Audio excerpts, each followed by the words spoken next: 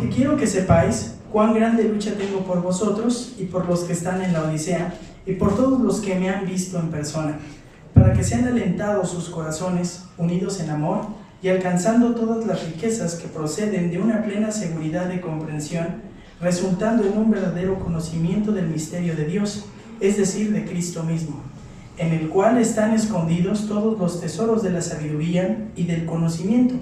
Esto lo digo para que nadie os engañe con razonamientos persuasivos. Porque aunque estoy ausente en el cuerpo, sin embargo estoy con vosotros en espíritu, regocijándome al ver vuestra buena disciplina y la estabilidad de vuestra fe en Cristo. Por tanto, de la manera que recibisteis a Cristo Jesús el Señor, así andad en Él, habiendo sido firmemente arraigados y ahora siendo edificados en Él y establecidos en vuestra fe, tal como fuisteis instruidos, rebosando de gratitud.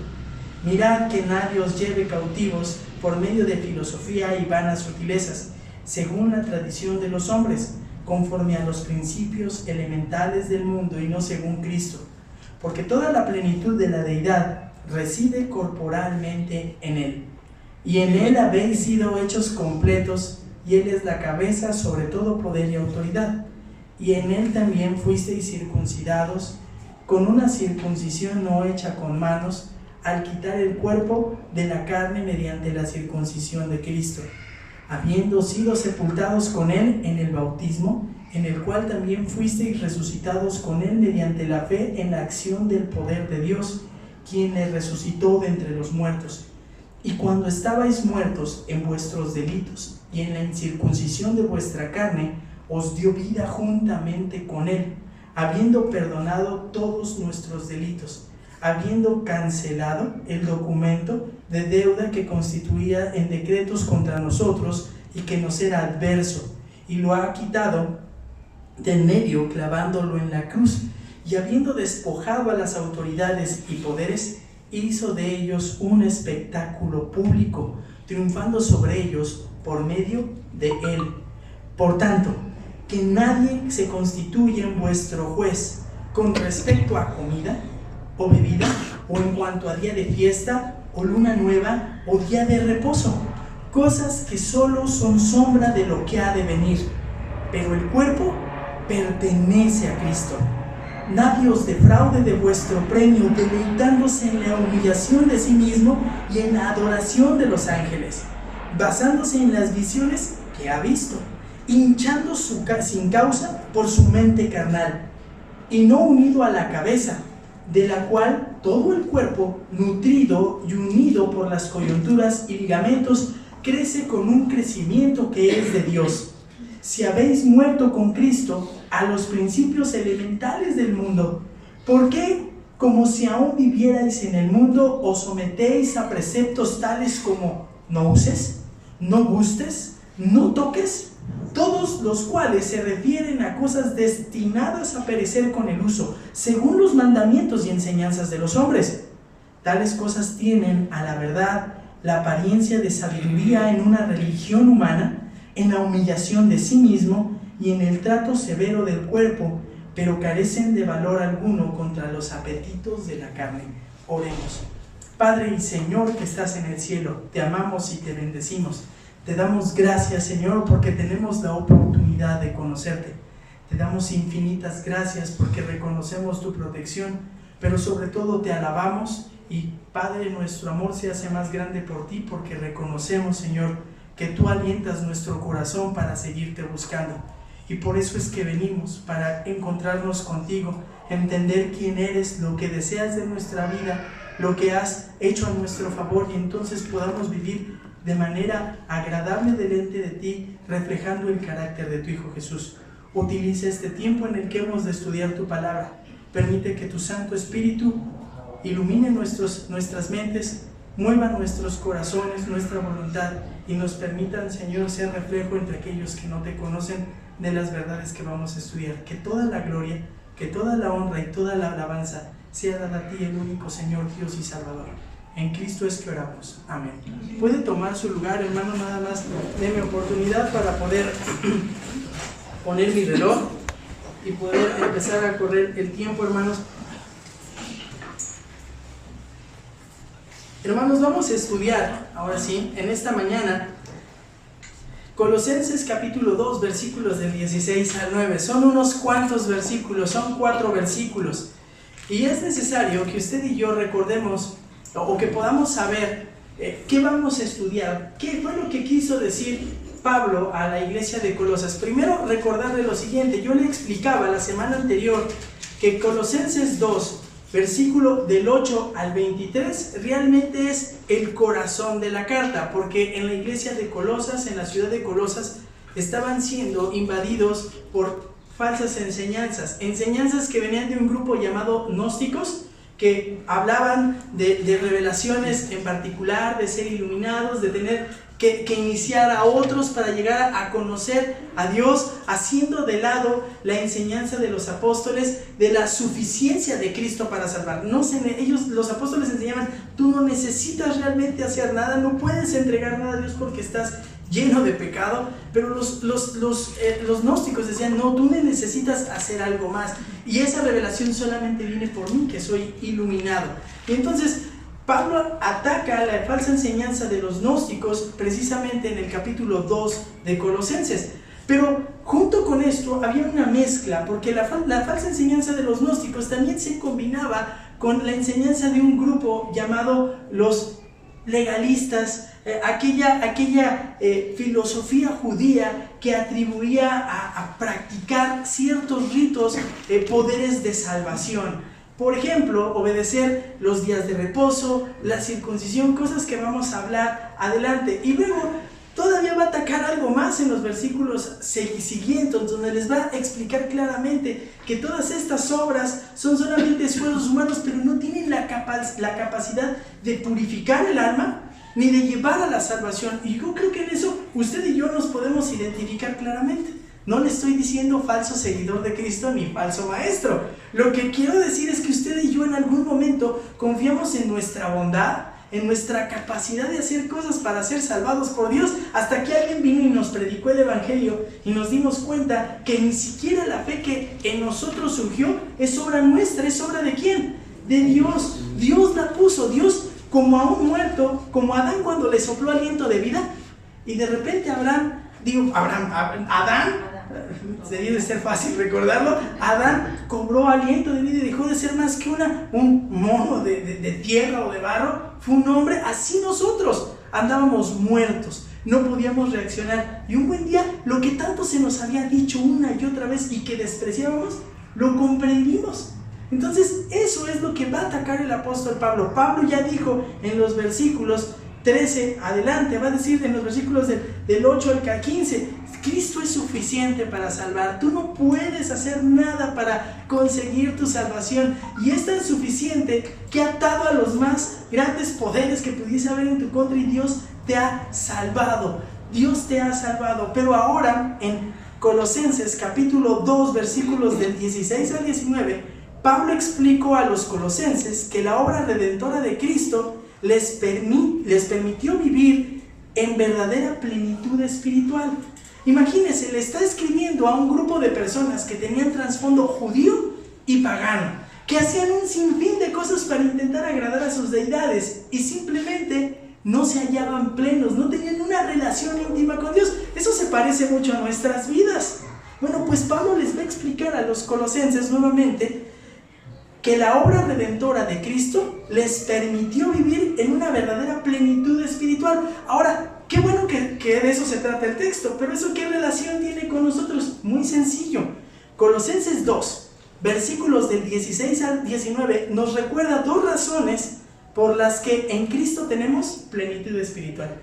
¿Usted quiere saber por qué en Cristo tiene plenitud espiritual? Tiene que escuchar la explicación de estos versículos. Nuevamente, ¿quiere saber por qué en Cristo tenemos plenitud espiritual? Escuche el mensaje del día de hoy. Así es que, si usted quiere un título, en Cristo tenemos plenitud espiritual. Y miren, hermano, eso nos debiese llenar de alegría.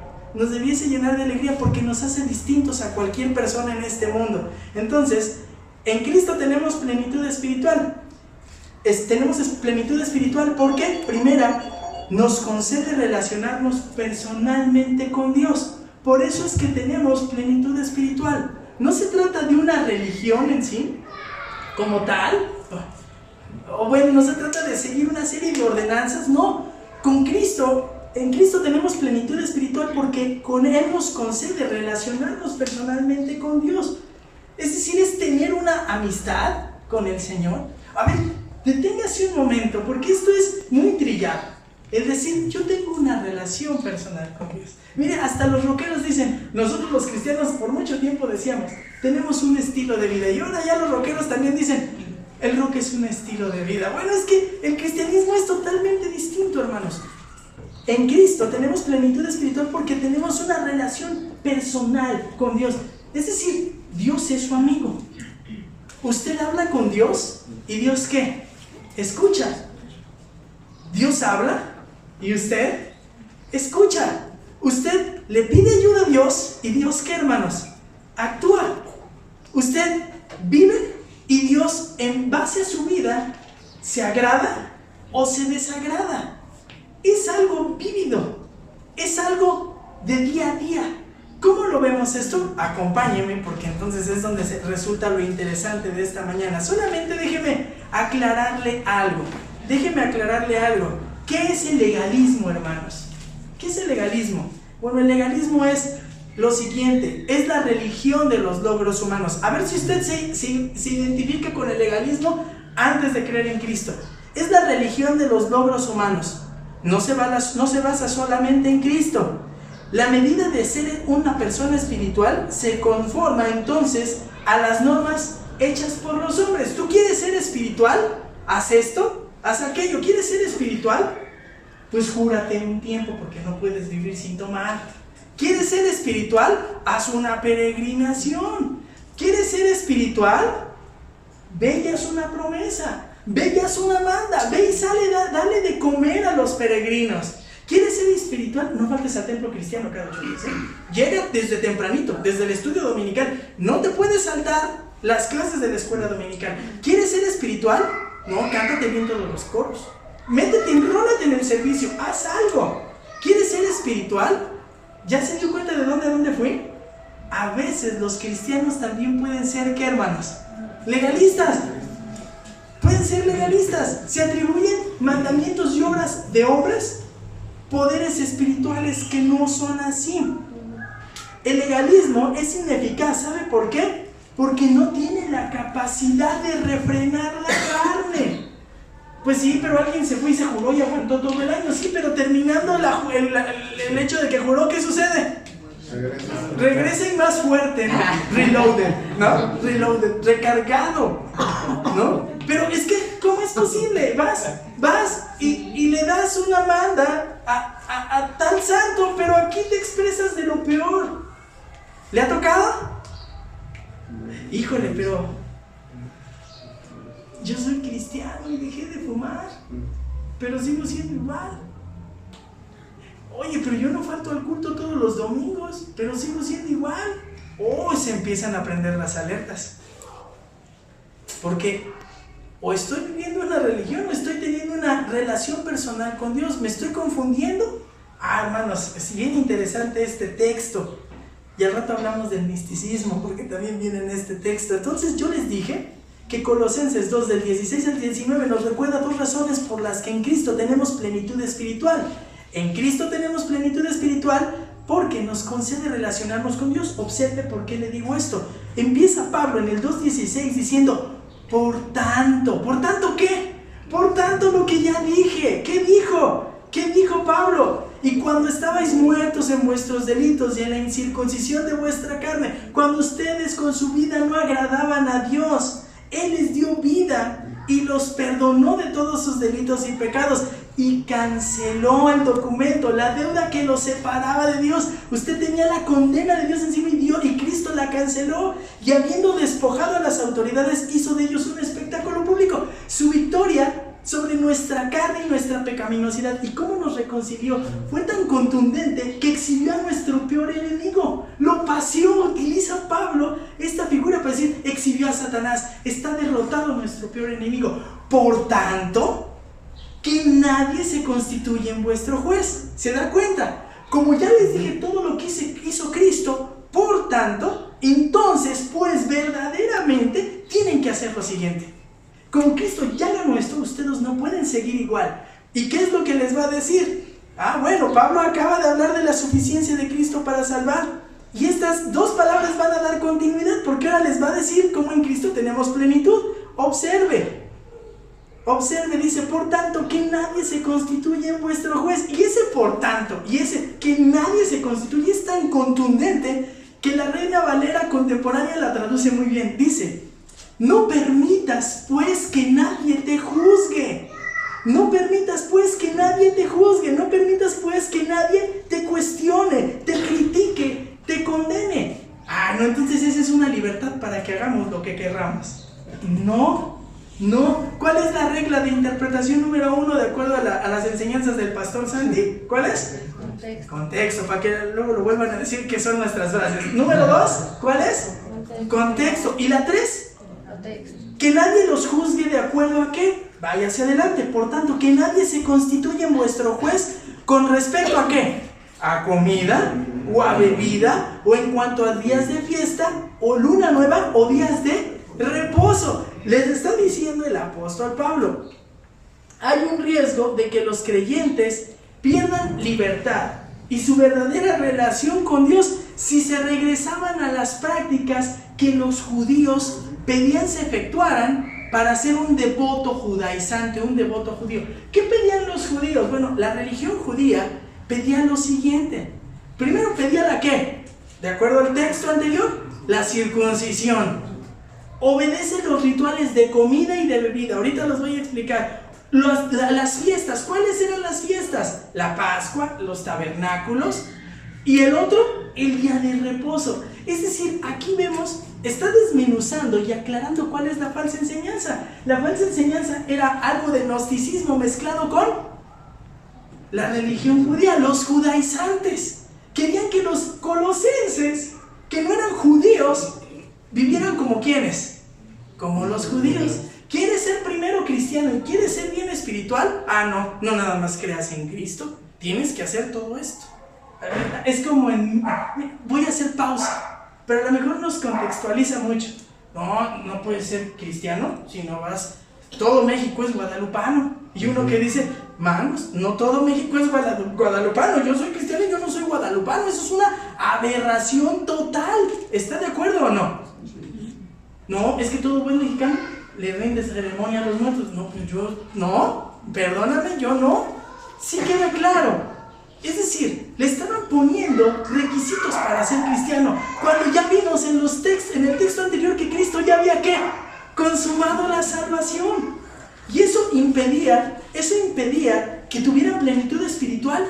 Claro, hermanos, claro, porque el cristianismo no es así. Dice que nadie se constituya por juez, que ninguno, y fíjese, y es imperativo, no dejes que ninguno sea tu juez, que nadie te critica. Y fíjese, la palabra en el idioma original de que nadie se constituya por su juez, tiene la idea de no dejes que nadie rija tu vida. Lo que querían los falsos maestros era ¿qué? Controlar, tener del cuello a los creyentes. No puede ser tan libertino. ¿Cómo crees que nada más confiesas tus pecados y Dios te perdona? ¿No le han dicho eso? ¿Y a poco sí Dios es tan bueno como que nada más para confesar tu pecado Dios ya te perdonó? ¿Y usted qué dice?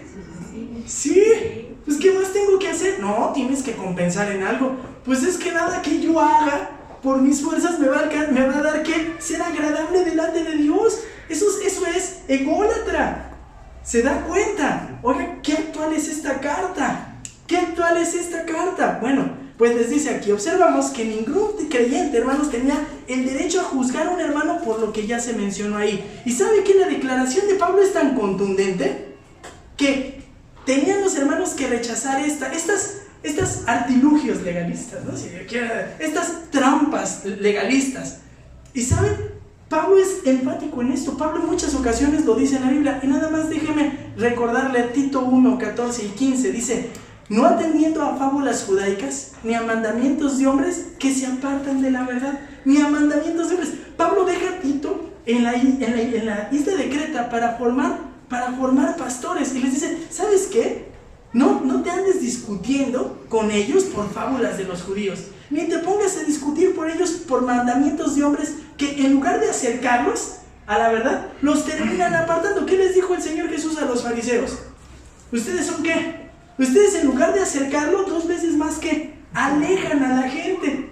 Ya se dio cuenta. Porque todas estas cosas, mandamientos de hombre, lo que provoca mucho más que acercar es que alejar. Ahora, ¿por qué alejan? Porque son mandamientos de hombre, los apartan de la verdad. Y vea, son cosas tan sencillas. Le va a decir Pablo que nadie se constituye en vuestro juez con respecto a comida o qué. ¿O qué? Bebida. ¿Qué tenía eso que ver? Bueno, pues tenía mucho que ver, porque Pablo aquí nos va a ofrecer una lista de lo que usted debe de tener cuidado. Y mira, aquí usted, yo espero que conforme lo vaya considerando, le empiece a esbozar una sonrisota. Así, enorme, grande y hermosa. ¿Por qué? Bueno, porque Pablo va a dar la lista y los falsos maestros afirmaban que no era suficiente para los colosenses tener a Cristo. Así es que argumentaban que necesitaban obedecer la ley ceremonial de los judíos. La ley ceremonial, usted la puede buscar con tiempo, pero en Levítico 11, fíjese nada más, 11, versículos 1 y 2, dice: habló Jehová a Moisés y a Aarón diciéndoles: habla a los hijos de Israel y decidles: estos son los animales que comeréis. Y empieza a describir qué podían comer, y después describe qué, todo lo que no podían comer. Y si comían algo que era indebido, eran qué, impuros, y se tenían que purificar. Ay, hermanos, bendito sea el Señor, que nosotros podemos comer lo que sea. Yo creo que de mis pasajes favoritos es ese de Pedro, de levántate, mata y come, hermanos, porque uno puede comer lo que sea siempre y cuando des acción de gracias. ¿Está de acuerdo o no? Bueno, porque la comida apunta aquí, dice, la comida apunta a algo que es sólido, en particular la carne. Y hay un contraste, dice: no permitan que nadie se ponga con respecto a ustedes por juez con respecto a comida y o bebida. Comida y o bebida. ¿Por qué bebida, hermanos? Bueno, porque también había cuestiones de líquidas que podían o no podían tomar. Y entonces, cosas ceremoniales que se tomaban en ciertas ocasiones especiales. Eso para intentar. ¿Cuál es la intención de toda la ley, hermanos? ¿Que a través del obedecimiento de la ley fueran totalmente santos? No. Ver que era el hombre, para el hombre era imposible que ser santo, ser reconciliado con Dios. Hermano, ¿no le da gusto eso? ¿No le relaja? Usted no tiene que hacer otra cosa más que ponerse debajo del foco de la gracia. Es decir, reconocer que Cristo le ha salvado y disponerse a buscarle. Leer su palabra, orar, venir con los hermanos y ser transformado. Su dedicación o su devoción, su crecimiento espiritual no depende de qué come o qué bebe. No depende de una obra. Depende de lo que ha hecho Dios a favor de usted. Así es que si usted de repente llega a tener algún mal sentir porque se comió un taquito de moronga, pues bueno, ahí qué bueno para usted. A mí no me gusta, no la como porque no porque sea mala, sino no la como porque no me gusta. Pero usted tiene la libertad de hacerlo. Que nadie sea juez por comida o bebida. ¿Le gustan las setas? ¿Sí saben cuáles son las setas, verdad? Los son. Vaya, si comes una sopa azteca allá en la Marquesa, comes un taco de chorizo, lo puede hacer y lo puede hacer con acción de gracias. ¿Y sabe qué es lo bello de todo esto? Que cuando usted lo hace, ¿a poco no termina diciendo: Señor, gracias por el cerdo? ¡Oh! Gracias, Señor. Yo no sé a quién le diste la creatividad para hacer este chorizo verde con almendras, pasas. ¡Oh! Que mira, ya hasta se me hizo agua en la boca. O probar otras cosas. Nadie se constituya por juez por comida o bebida. ¡Oh! Alcohólicas. Pues yo no encuentro un pasaje que diga: no tome cerveza. Ah, bueno, sí dice que no se embriague. Ah, muy bien, libertad cristiana. Oh, pero es que eso es delito, está prohibido tomar vino tinto, vino. No, ¿en dónde? Tiempo nos hace falta para explicar esto, pero ellos decían: tienen que adoptar la ley ceremonial de los judíos para ser salvados. Y aquí vemos que ¿qué, hermanos? Que no. Y después les va a decir el apóstol Pablo. Vean lo que dice el apóstol Pablo. Les va a decir el apóstol Pablo en el verso mismo 16. O en cuanto a día de fiesta o luna nueva. Después, en esta parte, hermanos, dice en cuanto a día de fiesta, y lo explicaba hace un momento. Cuando dice en cuanto a día de fiesta, lo que está diciendo Pablo es, da una categoría más de acciones que los falsos maestros pretendían que los cristianos de Colosas obedecieran para que fueran más espirituales. Y se refiere sí a una fiesta, a un festival, a una celebración. Y sabe, la celebración judía más importante o relevante era ¿cuál? La Pascua. Era una fiesta anual, pero tenían también la fiesta de Pentecostés y la fiesta de los tabernáculos, donde se salían en tienditas y vivían en tienditas para recordar todo el tiempo que anduvieron peregrinando. Imagínense si para ser cristianos ahora le dijéramos, dame permiso en el trabajo porque tengo que ir a sacrificar un cordero allá a Jerusalén. ¿Obras? No, es que tengo que salir, me voy a subir a la azotea, yo sí vivo en 5º piso, ¿no? Entonces voy a subir a la azotea y voy a poner mi casa de campaña para celebrar la fiesta de los tabernáculos. ¿Eso qué poder tenía para santificar, transformar? ¿Sabe cuál? Ninguno, ni uno solo. ¿Y qué tenía poder? La comida o la bebida, ¿sabe qué? Ninguno. Todo, hermano, todo esto, el Nuevo Testamento nos recuerda que las reglas acerca de alimentos y fiestas han perdido su validez con el nuevo pacto que inauguró Cristo cuando sufrió a la cruz y clavó la deuda que teníamos. Vean lo que dice Hebreos 13:9. No dejéis de llevar por doctrinas diversas y extrañas, porque buena cosa es afirmar en el corazón la gracia, no con viandas. Usted tiene que dar gracias a Dios porque por gracia lo salvó. No tiene que hacer nada. No requiere, pues, de comer, beber, practicar ceremonias, fiestas, nada. Él hizo un sacrificio, ¿qué? Perfecto. Y con eso se solucionó todo. Ay, hermanos, ¿a poco no nos roba la sonrisa? ¿Qué tenemos que hacer? Dependemos totalmente de Cristo en cuanto a día de fiesta. Y después dice, de luna nueva. ¿Por qué, hermanos, de luna nueva? Nos está describiendo todo el calendario judío. La luna nueva eran prácticas ceremoniales mensuales en las que los judíos llevaban y presentaban sacrificios. Entonces, mire, hermano, toda religión tiene esta característica. Pide abstinencia de tomar, comer, practicar ciertas festividades y de obedecer ciertos calendarios. ¿Sí o no? ¿Menos cuál?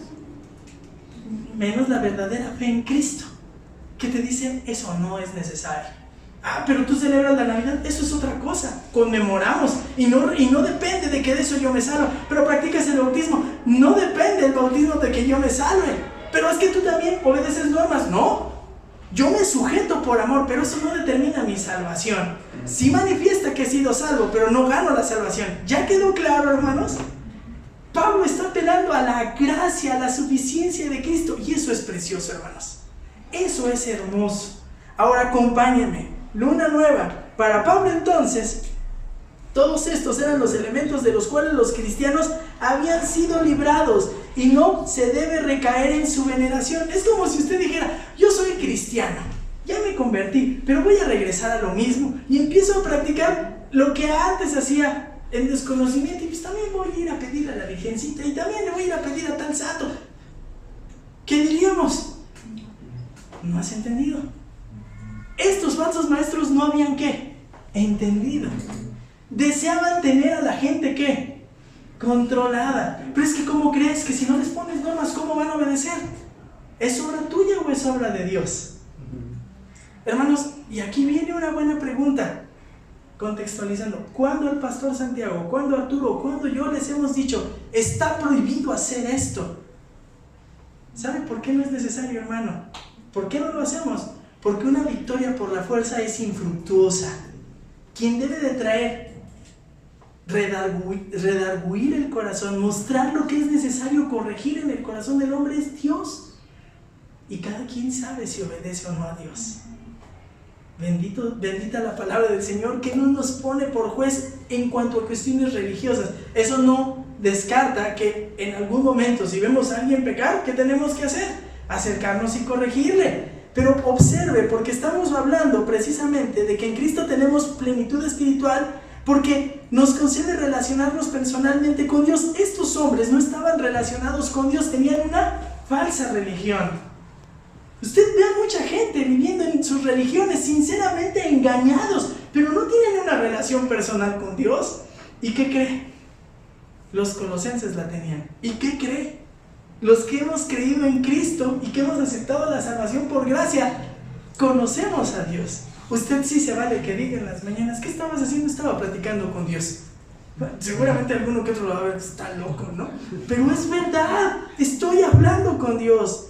Yo conozco a Dios, le hablo y me responde, me habla y le respondo, le pido y actúa en mi vida. Eso es hermoso, eso es verdadera espiritualidad. Y después observe, porque dice el día de reposo. Y hermanos, aquí podríamos quedarnos muchísimo tiempo, pero nada más quiero comentar lo siguiente. Habla precisamente de cuál, en particular del día sábado, Ahora, los judaizantes tratan de imponer las mismas reglas a los cristianos gentiles, pero Pablo se les opone. Y entre los colosenses había este extraño sincretismo. ¿Y por qué el día sábado? Pues bueno, el día sábado porque Dios lo había mandado obedecer a los judíos como nación judía. ¿Por qué? Porque era un ejemplo de cómo Dios había trabajado en 6 días y descansado el séptimo. Y ellos tenían que dedicar ese día a descansar. ¿Con qué intención, hermanos? Para meditar en la creación de Dios, en Dios como sustentador, en Dios controlando toda la creación, toda la vida del pueblo. Les pedía descansar cuando hubiese o no trabajo, cuando hubiese o no cultivo. ¿Qué tenían que hacer? Depender de Dios. Pero estos hombres cambiaron el propósito y dijeron, no, lo importante es obedecer el día, no hagan lo demás, no medites en Dios. Y entonces vieron en el obedecimiento al día la efectividad ritual. No, hermanos, ahora, ¿por qué nosotros no obedecemos el día de reposo? Bueno, les voy a dar algunas cuantas razones.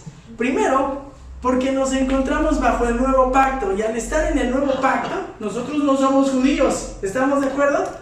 Por eso mismo, porque no existe un solo mandato en el Nuevo Testamento que ordene observar el sábado. Es el único culto de adoración. Un tercer punto es que el único culto de adoración de la iglesia primitiva registrado en el Nuevo Testamento se realizó el sábado. No, ¿cuándo se realizó? En domingo. No existe alusión a alguna parte de Dios o a las naciones gentiles de que obedezcan el sábado. No hay evidencia de que se guarde el sábado antes del tiempo de Moisés. No es una práctica universal. Es más, el Concilio de Jerusalén, ¿qué? No impuso esta norma. En ningún momento se amonestó a los gentiles acerca de no guardar el día de reposo por parte de los apóstoles. Pablo reprendió a los gálatas por pensar que Dios les exigía guardar el día de reposo. Pablo enseñó la observancia del sábado y era un asunto de libertad cristiana. Los padres de la iglesia, la siguiente generación, a los apóstoles les enseñaron que el día de reposo había sido abolido. Por eso no lo celebramos. Nosotros celebramos ¿qué? El primer día, que fue cuando resucitó ¿quién? Cristo. Eso es maravilloso. Vean, la sombra y la realidad. Todo esto, ¿por qué, hermanos? Pues vean lo que dice el verso 17. Cosas que solo son sombra de lo que ha de venir. Cosas que solamente son sombra. Todo, dice la Reina Valera contemporánea, todo esto no es más que pura sombra. Eso eran las prácticas de la religión antigua. Habían sido instituidas todas las ceremonias, fiestas, actividades, con una imagen previa. Estaban apuntando ¿a quién, hermanos?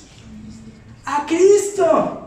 A la incapacidad del hombre. ¿Para qué? Para salvarse por sus méritos. Todo eso era solo un anuncio y era sombra. Y eso es maravilloso. Eso es maravilloso. ¿Sabe?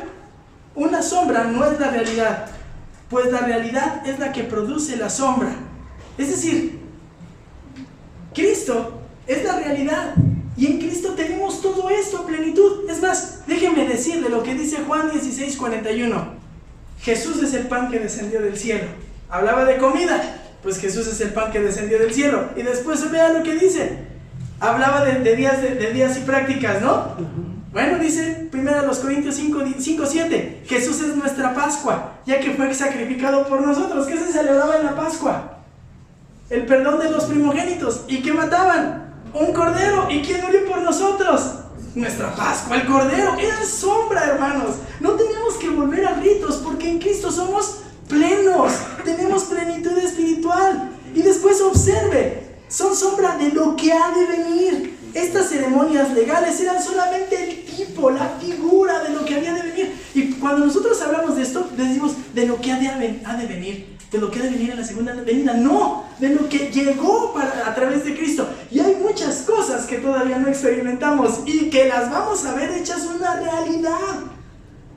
¿Se puede imaginar cuando estemos delante del Señor, participando en la cena del Señor y que Él presida la mesa? Y vamos a decir, ese es el Cordero. Y la cena la tomaron un día de Pascua. Esto sí es la celebración. ¿Se imagina todo eso? Y después va a decir Pablo cosas que solo son sombra de lo que ha de venir, pero el cuerpo pertenece a Cristo. Y el cuerpo es una referencia directa. ¿Qué? Es lenguaje figurado. ¿Es quién? Pero el cuerpo pertenece a Cristo. Parece que se desvió, pero no. Pero el cuerpo es la iglesia. ¿Quién estaba siendo atacada? ¿Quién estaba intentando ser engañada? La iglesia. Dice, pues si Cristo ya consumó la salvación, tú no tienes que hacer nada. Y además, todo lo ha ganado Cristo, pero el cuerpo es de Cristo. Es que ustedes pertenecen a Cristo. Ustedes ya no tienen que hacer nada de aquello. En un plumazo les desbarata su falsa enseñanza. Pobres falsos maestros. Les desbarata la falsa enseñanza. Y quiero que observe, existe un contraste. Pablo apenas acaba de hablar de una sombra, y una sombra es incorpórea. Y aquí habla de algo real, que es ¿qué? Corpóreo, el cuerpo. Y es una realidad. ¿Quién es el cuerpo? De Cristo. Pues voltee y mírelo. Toque a Vladi, toque a Ale, toque a Abdi, toque. Este es el cuerpo de Cristo. Este es el cuerpo de Cristo. Porque el cuerpo pertenece a Cristo. Pertenece a Cristo. Y sabe, yo le dije hace un momento que en Cristo tenemos plenitud espiritual. ¿Por qué? Porque nos concede relacionarnos personalmente con Dios. Y es que, hermanos, no se trata de obedecer cuestiones religiosas, se trata de obedecer, de estar unidos a Dios a través del sacrificio de Cristo Jesús, hablarle y que Él responde. Y sabe, cuando oigo esto me acuerdo mucho de la mujer samaritana. La mujer samaritana, cuando estaba siendo confrontada con su realidad de pecado, que había tenido muchos hombres, luego cambia los temas, e inmediatamente le dijo a la mujer, Señor, me parece que tú eres profeta. Sí, eres profeta porque me acabas de decir todo lo que he hecho en Juan 4, me has exhibido, tienes muchos esposos y el último con el que estás ni siquiera es tu esposo. Y le dice, Señor, me parece que eres profeta. Y cambia el tema y le dice, nuestros padres adoraron en este monte y vosotros decís que en Jerusalén es el lugar donde se debe de adorar. ¿Y qué le responde el Señor? Pues yo te digo que la hora viene y la hora es en que ¿qué? Que Dios está buscando adoradores en espíritu y en verdad. ¿Se da cuenta? Se trata, hermanos, de relacionarnos con Dios. Y sabe, otro pasaje que me parece sorprendente es el de Pablo. Otro personaje favorito, ¿no? Pablo, a ver, hermanos, ¿se acuerdan quién era Pablo? Fariseo, de la tribu de Benjamín, o sea, los más nacionalistas. Fariseo, celoso de la ley, perseguidor de la iglesia. Y en Filipenses 2:11 dice, todo eso no me sirvió de nada, por amor del cual lo he perdido todo y lo tengo por basura. ¿Por quién? Por Cristo, para ganar a Cristo. Pablo era uno de esos convencidos. Si alguien tenía autoridad para decirle todo eso no sirve, ¿es quién? Pablo, hermanos, tiene la autoridad y es apóstol del Señor. Les dice, por amor del cual lo he perdido todo y lo tengo por basura por ganar a Cristo. Hermano, y aquí usted tendría que estar, bueno, no sé si a lo mejor no he tenido la capacidad de transmitirlo, pero tendría que estar sonriente. Y déjeme decirle por qué. Porque hay un contraste entre la las falsas enseñanzas y Cristo, y usted no está en una falsa enseñanza. Cristo no puede ser no puede ser condenado con razón por nadie. Y es decir, si come cerdo o si no observa fiestas religiosas o días santos, usted sigue siendo ¿qué? Creyente, cristiano, hijo de Dios. Algunas sectas falsas insisten en que sus miembros se deben de abstener de estas cosas. Otros se les prohíbe comer ciertos días, como a quienes, como en la iglesia tradicional, en la Cuaresma. A otros muchos se les demanda abstinencia. Otros dicen, no tomas té, no tomes coca o no tomes café. Yo me muero si no tomo café, ¿no? Incluso otros especialmente dicen, tienes que seguir obedeciendo el día de reposo. ¿En dónde dice esto? Somos libres, hermanos. Somos libres, tenemos una relación espiritual con el Padre y es intensa por lo que ha hecho Cristo. Pero en Cristo tenemos plenitud espiritual porque nos concede crecimiento espiritual. Todas estas cosas eran sombra y no producían ¿qué? Crecimiento. La gente, hermano, imagínese, póngase en las sandalias, en la túnica de un judío y de un pagano gentil del tiempo de Colosas. Bueno, pues por más que hago, voy, presento sacrificios, por más que voy y presento los rituales de la religión judía o de la religión griega, por más que me aprendo todo esto, simplemente no soy más espiritual. Ahora, yo me fui muy lejos, pero ahora recuérdese cómo andaba antes de Cristo. A lo mejor algunos de nosotros no nos acercábamos a alguna creencia porque decíamos, ¿y cuál sé que es la verdadera? Pero todas eran las mismas. Nos pedían hacer obras, méritos para ser más espirituales y no estamos muy lejos de eso. Hoy está muy en boga el budismo. No, abstente de todo para que seas iluminado y llegues y entres a la eternidad. ¿En verdad puedes hacerlo tú? El otro día estaba viendo en la tele un cuate que se supone hace sus ejercicios de yoga todo el tiempo, todas las mañanas, e iracundo se volteaba y clavaba un martillo en una puerta.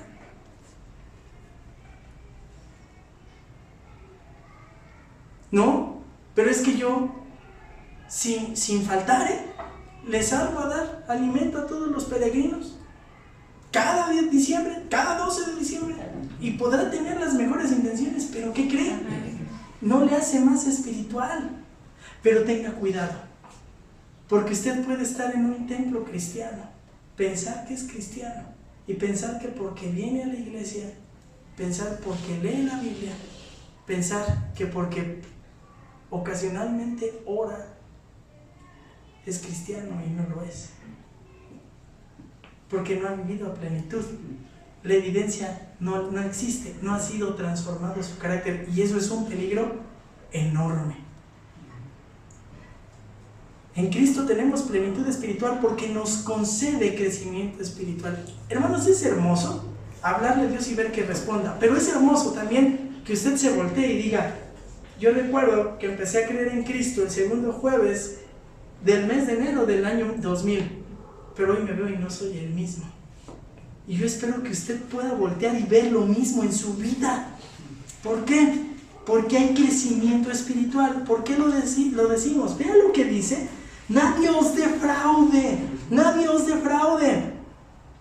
Este versículo es algo difícil, pero dice, nadie os defraude. ¿Por qué dice? Es otra vez contundente. No permitan que nadie los prive. No dejen que los hombres los condenen. No dejen que los hombres los extravíen. Nadie os defraude de vuestro premio. Ya, de una cosa, ya hay premio. Primero, ya existe ¿qué? Premio. Y digo, dice, que nadie los engañe y los arrebate del premio es que nadie los descalifique. Y tiene la idea de los Juegos Olímpicos, de cuando un juez dice a alguien, no, tú no eres bueno, ¿por qué? No haces esto, sales de la competencia. Pero ya no llega el premio. Los cristianos ya iban corriendo, ¿por qué? Por su premio, pero si hacían caso de estas descalificaciones, salían de la competencia. Pablo les dice, que nadie te diga eso, no les hagas caso. Estos falsos maestros buscaban frustrar la fiel adhesión, unión que tenía niegan como creyentes a Cristo, a Dios y a la recompensa que Él había dado. Y aquí viene una buena pregunta. ¿Por qué vamos a recibir una recompensa si no hicimos nada? ¿Por qué no vamos a recibir? Pues eso es por gracia y por bondad de Dios, hermanos. Pero aparte Dios va a recompensar de acuerdo a nuestra fidelidad y perseverancia en el camino. Así es que nadie los distraiga, que nadie los defraude. Ustedes sigan corriendo, ve adelante, dice Pablo a los colosenses. Y después les va a decir, los herejes pretendían actuar como árbitros espirituales. Y les va a decir, ¿y cómo los quieren defraudar? Queriéndolos hacer obedecer lo anterior. Pero aparte, nadie os defraude de vuestro premio, deleitándose en la humillación de sí mismos y en la adoración de los ángeles. Dice, en la humillación de sí mismos. ¿Qué quiere decir esto? Bueno, hay dos opciones, hermanos. Hay dos opciones y la verdad, hermanos, me puse a estudiar concienzudamente y unos dan por una opción y otros por la otra. Yo creo que las dos son posibles. ¿Cuáles? Usted decida cuál le queda mejor, pero le voy a explicar las dos. Dice Pablo, deleitándose, nadie os defraude de vuestro premio, que nadie los retire de la competencia, en la humillación de sí mismos. ¿Por qué la humillación de sí mismos?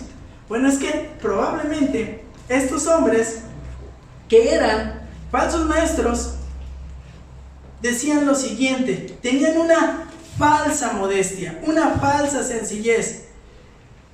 Es decir, decían, soy tan indigno de buscar a Dios porque en mi cuerpo hay pecado, que no me acerco directamente con Dios. Mejor me acerco a Dios a través de ¿quién? Del culto a los ángeles. Eso es una falsa modestia. Porque entonces, inmediatamente tendríamos que recordar la carta a Timoteo. La carta a Timoteo, y se me movió mi pasaje. La carta a Timoteo, 1 Timoteo 2:5. Que dice de la siguiente manera, porque hay un solo mediador entre Dios y los hombres, Jesucristo hombre. Falsa modestia. No, es que ¿cómo me voy a acercar a Dios? ¿Cómo me voy a acercar a Cristo? Mejor a través de un ángel. ¿No ha escuchado eso? No, antes que Jesús, mejor María. Híjole, perdón. No, mejor voy con San Juditas. No, porque Dios, ¿para qué quieres? Falsa modestia. Falsa humildad. ¿Para qué quieres acercarte a través de un intermediario si tienes acceso directo con quién? Con Dios. Eso es relacionarnos personalmente con Dios, y eso es tener la puerta abierta para el crecimiento espiritual. Pero aparte nos va a decir lo siguiente. Pablo aquí censura en ese sentido que hay dos posibles razones, y la humildad de los herejes era una falsa humildad, porque detrás de ellos había un detestable orgullo. No. ¿Quieres ser instruido? ¿Quiénes eran los iluminados? Los falsos maestros. Yo te enseño. No le hagas caso a Pablo. No le hagas caso a lo que está escrito de la Biblia. No es suficiente Cristo. Mira, yo te enseño. Yo tengo revelaciones. Tengo visiones. Te voy a enseñar cómo obedecer a Dios. Te voy a decir qué debes comer, qué debes beber, qué debes obedecer de las fiestas. Hermano, ¿a qué le suena eso? Eso es muy actual. Cristo nos ha salvado. No. Pero ¿quieres experimentar una verdadera y genuina espiritualidad? Déjame ungirte. ¡Sas! Déjame decirte lo que Dios tiene para ti. Pues ¿qué no ya lo dijo? Déjame decirte el plan de Dios para tu vida. Y hace 8 días yo les decía en aquel culto tan bonito que tuvimos de los Salmos, pues no les voy a aventar un rollo mareador, pero el plan de Dios para mi vida ya lo tengo. Ser a la imagen de Cristo Jesús. ¿Se da cuenta? Esta carta es actual. Es inspirada por Dios. Atemporal totalmente. Porque Pablo les dice, estos son unos falsos humildes. Se dicen ser siervos, pero quieren tener oprimida a la gente. Los quieren tener de la soga para decirles qué deben hacer, qué deben obedecer, qué deben creer. Y eso no es libertad. De eso nos vino a liberar Cristo. Y aquí, hermanos, usted Híjole, hermano, pues yo sí me puse muy contento porque dije, bendito Señor, gracias, porque yo tenía tanto miedo hace 20 años de llegar a conocer, venir a alguna iglesia, porque decía, me van a controlar. Y te doy gracias, Dios, porque me pusiste en una iglesia que me enseña la verdad, que nadie me obliga y que solamente me ha hecho pensar, entender completamente lo que la palabra de Dios me dice para saber que puedo ser libre. Nadie lo engaña, nadie lo forza, nadie lo obliga. Usted es libre. Y no hay una falsa humildad. Eso es enorme. Y después vea lo que dice más adelante. Dice el verso 18, nadie os defraude de vuestro premio, deleitándose en la humillación de sí mismo, en la adoración de ángeles, basándose en las visiones que ha visto, hinchado sin causa por su mente carnal. Oh, hermanos, aquí prácticamente les da el martillazo final, porque va a exhibir la razón de la falsa enseñanza. Les va a enseñar la razón de la falsa enseñanza, pero no decir, bueno, aparte de la falsa humildad tienen algo peor. Adoran ángeles, adoran un intermediario. Eso estaba muy mal. Y sabe, nada más como dato, esta enseñanza duró durante siglos en esa región. En los siglos subsecuentes seguían adorando ángeles. Pero ¿sabe qué? Todas las mentiras de Satanás son las mismas. Y es la misma gata revolcada. Hoy, ¿qué adora la gente? Ángeles, pero le hablas de Dios, busca a Dios, arrepiéntete. No, ¿por qué? No, parece que, uno los ofende cuando les dice, prefieren adorar ángeles que al creador de los ángeles. Y después, basándose, ¿cómo enseñaban esto? Y hermanos, aquí, créanme que me quebré la cabeza. Hubo un rato que me quedé pensando, ¿por qué hacían esto? Porque se basaban en las visiones que han visto. ¿Tenían visiones? ¿Eran verdaderas? Es que la traducción no es la mejor. Literalmente, basándose en las visiones que no han visto. Estos hombres se engañaban. Se engañaban a sí mismos y engañaban a ¿quiénes? Querían engañar al que se dejara, hermanos. Ahora, ¿por qué hacían esto? Es importante recordar que estos falsos maestros gnósticos profesaban poseer profundos secretos y misterios. Oye, hermano, ¿eso a qué le suena? Eso no solamente se ve en otras falsas religiones, como la iglesia tradicional. ¿Sabía que el Papa, cuando habla en ex cátedra, está diciendo, hablo lo que Dios está diciendo? ¿Sabía eso? ¿Y sabía que la última vez que habló en ex cátedra, dijo que María era corredentora junto con Cristo? ¿Sabía eso? ¿Sabía que hay otros hombres que dicen tener visiones? Como Joseph Smith. ¿Quién es Joseph Smith? El fundador de los mormones. Yo veo unos lentes y aquí hay unas tablas. ¿Y por qué a alguien no se le ocurrió confrontarlo y hacerle ver que era una mentira? De ahí surgió el mormonismo. Visiones que han visto. Visiones que han visto. Los secretos se incluyen muchas pretendidas visiones de las cuales se encontraban muy orgullosos. Y esto tiene relevancia para nosotros porque por ahí andan muchos en pseudo iglesias que dicen, tengo visión de Dios. Y esto es lo que quiere Dios para tu vida. Esto es lo que va a hacer Dios. Mire, si le dijera cuántas veces anduve con la organización o con organizaciones misioneras, una a la cual tengo mucho afecto, y cuántas veces oí que el avivamiento a México llegaba por Coatzacoalcos, por Pachuca, que llegaba por diferentes partes de la República. ¿Y sabe cuándo llegó? Pues yo esperaba que llegáramos, porque si no, no estaríamos como nación como estamos. Falsos maestros. ¿Cómo se atrevían a levantarse y a decir esto? Bueno, muy sencillo. Muy sencillo. Porque están hinchados sin causa por su propia mente carnal. Están hinchados sin causa por su mente carnal. Y cuando dice hinchados, apunta a alguien que está envanecido, lleno de orgullo. Nada más, ¿quiere ver a un falso maestro? Véalo cómo actúa, hermano. ¿Con qué soberbia? ¿Con qué soberbia hablan? A ver si no. Payasadas. Payasadas. Y dicen tener la palabra de Dios. Hermanos, tendríamos que ser sensibles como creyentes para decir, este es un falso. Este es un falso. y están hinchados, tienen orgullo y afectan, hermanos, directamente. ¿Sabe qué les sucede? Como están hinchados, envanecidos, llenos de orgullo, son arrogantes, vanidosos. ¿Sabe qué les ha sucedido? Dicen estas palabras: hinchados sin causa por su propia mente carnal. La anterior actitud, toda esta soberbia, afecta directamente su capacidad de entender, decidir, razonar, pensar. Su capacidad de reflexión la han perdido. Sus capacidades de percepción y comprensión, sentimiento, juicio, determinación, se han adormecido.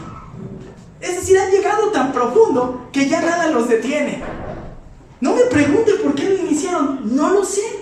Pero lo que sé es que empezaron en ese camino y no se detienen, porque se van adormeciendo. Son un peligro, hermanos, son un peligro. Son un peligro. Los falsos maestros son intrusos y son audaces. Adoptan una actitud superior a las de otros. Y las prácticas religiosas de los falsos maestros eran llevados a cabo según su propia voluntad. ¿Y sabe a qué se oponían? A lo que todo falso maestro se opone: a la suficiencia de Cristo, a la autoridad apostólica y por tanto a las Escrituras. ¿Quiere saber quién es un falso maestro? Le va a decir: Cristo no es suficiente. ¿Quiere saber quién es un falso maestro? Le va a decir: la Biblia no es suficiente. Ahora, no se lo va a decir abiertamente. ¿Sabe cómo le va a decir que la Biblia no es suficiente? No. Está muy bien la Biblia, pero necesitas experiencias. Yo te voy a decir, yo te voy a ayudar. Revelación divina. Están socavando la autoridad de ¿qué, hermanos? De la Biblia. Sale. Qué difícil está esto. ¿Y sabe qué es lo que sucede cuando se envanecen, se hinchan, se adormecen? Lo siguiente, 2:19, por concluir: no unido a la cabeza, de la cual todo el cuerpo, nutrido y unido por las coyunturas y ligamentos, crece con un crecimiento que es de Dios. ¿Qué es lo que hacen? No se aferran, no toman fuerza de la cabeza, que es Cristo. Es decir, desprecian a Cristo. Por tanto, ¿qué hacen, hermanos? No lo toman, se separan de Cristo. Lo mejor es que, hermanos, separarse de Cristo. No se sujetan a Él, no se aferran a Él. Pues no, hermanos. ¿Por qué? Porque no son de Cristo. Y quiero decirle una cosa. Aquí hay diferencia de que la cabeza siempre es la parte primordial de ¿qué, hermanos? Del cuerpo. Y si se mueve la cabeza, se mueve el cuerpo. Y se da con un sentido de superioridad, como origen como origen de autoridad. Aquí no es en ese sentido. Aquí lo utiliza Pablo en otro sentido. Contexto. Vean lo que dice. ¿Qué es lo que hace la cabeza? Como no están unidos a la cabeza, de lo cual todo el cuerpo, nutrido y unido por las coyunturas y ligamentos, crece con un crecimiento que es de Dios. Como no están unidos a Cristo, el cuerpo no, si ellos se quedaran con el cuerpo no podría ¿qué? Crecer.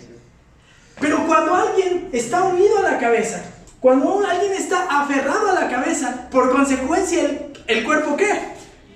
El cuerpo crece. El cuerpo crece. Entonces, aquí, de manera directa, en este caso indica no tanto autoridad como origen de fuente y salud y de la vida de la iglesia. Hermanos, queremos ser una iglesia viva, fuerte, que crezca. ¿Qué tenemos que hacer? Estar unidos a la cabeza, aferrados a la cabeza, abrazando la cabeza. ¿Sí queda claro? Unido a la cabeza. Déjeme terminar con lo siguiente. Ahora, pero de manera práctica, ¿qué es estar unido a la cabeza? ¿Quién no quiere estar unido a la cabeza? ¿No está de acuerdo o no? Yo quiero estar unido a la cabeza para crecer, pero pastor, dígamelo de manera práctica, ¿eso cómo se hace? Porque al parecer eso es de vida o muerte, ¿o no? ¡Claro! Hermanos, no es sano.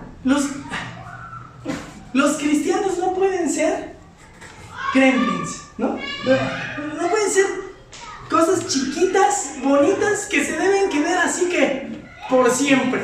No pueden ser así, hermanos. Por muy bonito que esté, tienes que crecer. Yo me acuerdo mucho de un gatito que tuvimos en la casa, al cual le pusimos el Chicote. El Chicote, hermanos. Se llamaba el Chicote. Y ese gatito estaba bien bonito. Todos lo veían. ¡Ay, qué bonito gato! Y estaba así chiquitito. ¡Ay, ¿cuándo nació? No, ya tiene meses. ¡Ay, ¿por qué todos se hacían? ¡Ay, ¿por qué? Pues porque aunque se veía bonito, estaba aquí, hermanos. Estaba enfermo. Ese gato, nosotros lo rescatamos porque su mamá se quería deshacer de él. Y nosotros lo rescatamos, pero ese gato, por muy bonito que se veía, estaba enfermo. Usted no puede decir, mira qué bonita Esli. ¿Cuántos años, cuánto tiempo, cuántos meses tiene? Que le dijeran 25 años. Usted diría, no, eso no es normal. Un cristiano debe de crecer. ¿Sí queda claro? ¿Qué es entonces asirse a la cabeza? Es lo siguiente. Como se habla de la cabeza como no como la autoridad, sino como la fuente de salud y de la vida, asirse a la cabeza significa vivir en la conciencia de que Cristo es quien me gobierna. Usted no puede tomar una decisión sin decir, ¿eso le agrada al Señor o le desagrada? ¿Eso que voy a tomar como decisión me va a alejar de Cristo o me va a hacer más como Cristo? ¿Me va a llevar a tener más comunión con los hermanos o me va a hacer apartarme de los hermanos? ¿Me va a hacer que tenga más prioridad por el avance del reino de Dios o me va a alejar y me va a excluir del avance del reino de Dios? Eso es asirse a la cabeza. Asirse a la cabeza significa sacar el suministro de todas nuestras necesidades, de sus incontables recursos. Señor, ya no tengo fuerzas para seguir peleando esta batalla. Necesito ser transformado y no puedo yo. Transfórmame. Y entonces vemos actuar a Dios en nuestra vida. ¿No le ha pasado eso? ¿No ha sucedido que está batallando con alguna tentación, algún pecado, con alguna lucha y de repente Dios te nutre de fuerzas? Eso es lo que quiere Dios. Agárrese de la cabeza, tómese de la fuente de la vida. Y todo lo que haga lo hago para la gloria de Dios. Asirme de la cabeza es eso. Hoy me voy a despertar y cuando pongo un pie, lo primero que voy a hacer, ¿le da gloria a Dios? ¿O me voy a levantar como alguien que desconoce a Dios y no me voy a acordar de Él hasta que vaya a comer porque tengo que orar para comer? O a lo mejor ni oro para comer, pero lo hago distinto y me tomo de la cabeza porque soy un hombre o una mujer que me despierto y lo primero que hago es agradecerle a Dios por su infinita bondad, porque me ha rescatado, porque me ha perdonado de mis delitos y pecados. Y le voy a decir, sí, Dios, hoy utilízame para tu gloria. Mire, una oración tan bonita que nos enseñaba el pastor Santi, que aprendí en Foch de un hermano, es que decía lo siguiente: Señor, permite que hoy mis ojos te honren con lo que ven. Señor, permite que mis oídos te honren con lo que escuchan. Señor, permite que hoy mis palabras te honren con cada cosa que digo. Señor, permite que mis pies me lleven al lugar donde tú me quieres utilizar. Señor, permite que mis manos en mi trabajo sean para tu honra y gloria. Señor, permite que mi corazón lata como tú lates por los perdidos, los no creyentes. Eso es asirse a la cabeza a la cabeza de la iglesia. No es teórico, es práctico. Y usted lo puede hacer y lo puede experimentar. ¿Por qué? Porque ya le dije, nos concede Dios relacionarnos con Él. Y cuando usted hace esto y ve que Dios responde, usted dice, ¡wow! Dios me escucha, Dios está vivo, Dios me habla. Mire, le podrán decir que Dios está muerto, pero cuando ustedes dicen, es cierto, me acaba de responder unas oraciones, Dios me contestó. No es cierto, Dios está vivo porque yo soy otro. Es más, tú ni siquiera me crees como era antes, pero porque usted tiene que asirse. Hermano, ¿para esto qué tiene que hacer? Pues hacerlo usted. No depende de nadie más, no depende de un maestro que le esté instigando a esto. Usted lo puede hacer solo. Tiene libertad para hacerlo. Y por último, ¿sabe? Quiero darle una buena noticia. Dice el verso número 19, nutrido y unido por las coyunturas. Y lo hermoso es que da un ejemplo de un organismo vivo, ¿no? La iglesia. Pero quiero saltarme esa parte para decirle, crece con un crecimiento que es de Dios. Crece con un crecimiento que es obrado por Dios mismo. Usted, hermano, tendría que observar su vida y decir, lo que me ha pasado no es obra de Isaac. Lo que me ha pasado no es porque Santi me haya enseñado. No solamente por eso. Lo que me ha pasado no es porque Isaac me diga cosas cada 8 días. Lo que me ha sucedido, el cambio que ha obrado en mi vida, es porque Dios ha actuado. Es un cambio que solamente puede producir el mismo Dios. Y sabe, Cristo es todo suficiente para todas las cosas en nuestra vida. Y la piedad nos han sido dadas por su poder, el deseo de obedecerle. Déjenme leerle 2 de Pedro 1:3. Como todas las cosas que pertenecen a la vida y a la piedad nos han sido dadas por su divino poder, mediante el conocimiento de aquel que nos llamó por su iglesia y excelencia, por su gloria y excelencia. Pero otra vez, ¿se percató? Nos han sido dadas por su divino poder. Usted ya las tiene. Si usted no ha experimentado crecimiento, si usted no ha experimentado una relación íntima con Dios, tal vez es porque usted no ha echado mano de ese poder. Yo le invito a que se libre del falso engaño, probablemente de creer que con acciones religiosas usted es creyente. No, se ve de otra forma. Déjeme cerrar de la siguiente manera. Tengo un ejemplo delicado para esto, una ilustración. Durante los años 1500 hubo una tendencia mística y Lutero, el gran reformador, se mostró enérgico contra ellos, aferrándose a la revelación bíblica y a la suficiencia de Cristo y su lugar central y soberano. Han existido a lo largo de la historia diferentes grupos que concedieron gran importancia a la hora y el conocimiento de las experiencias. Por ejemplo, los seguidores de Thomas Müntzer. ¿Saben quiénes fueron los seguidores de Thomas Müntzer? Y no se espanten, un grupo llamado los Anabaptistas. Y esos hombres llamados Anabaptistas exclamaban: las experiencias por encima de la palabra, las experiencias por encima de la palabra. Y comenzaban a gritar: el Espíritu, el Espíritu, el Espíritu, las experiencias por encima de la palabra. Y Lutero les respondió: no voy a ir a donde su espíritu les conduce, no lo voy a hacer. Incluso cuando se entrevistaron con Lutero exclamaron, como sabían hacerlo: el Espíritu, el Espíritu, el Espíritu. Pero Lutero no se sintió impresionado y por el contrario declaró: abofeteó su espíritu en la nariz. Y me centro en la Escritura y en la suficiencia de Cristo. Que eso haga nuestro Señor. La única manera de tener crecimiento espiritual, la única manera de experimentar verdadera espiritualidad es creer en la suficiencia de Cristo y asirnos de la cabeza que es Cristo y tomar en serio su palabra. Que la palabra cobre vida en nosotros. Eso nos deja de lado ser legalistas o ser supersticiosos místicos. Vamos a orar.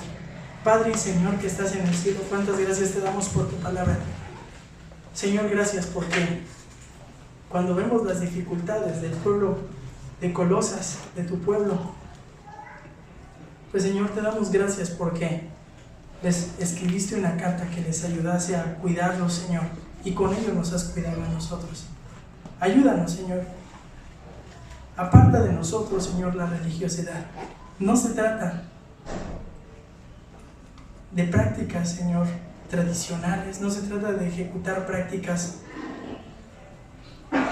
por tradición o porque así me enseñaron, Señor. Te damos gracias porque nos das la mente y nos permites razonar, y ese razonamiento nos permite comprender cómo es que te hablamos y nos escuchas, nos permite comprender cómo es que debemos actuar en nuestras vidas, pero también nos permite, Señor, ver cómo somos transformados. Permite que seamos tan diferentes a como somos hoy, Señor, que aquellos que nos rodean se percaten que tú realmente vives con nosotros. Te amamos, Señor, te amamos y deseamos ser cada vez más como tu Hijo Jesús. Transforma nuestras vidas. Es en el nombre precioso de Cristo Jesús que oramos. Amén.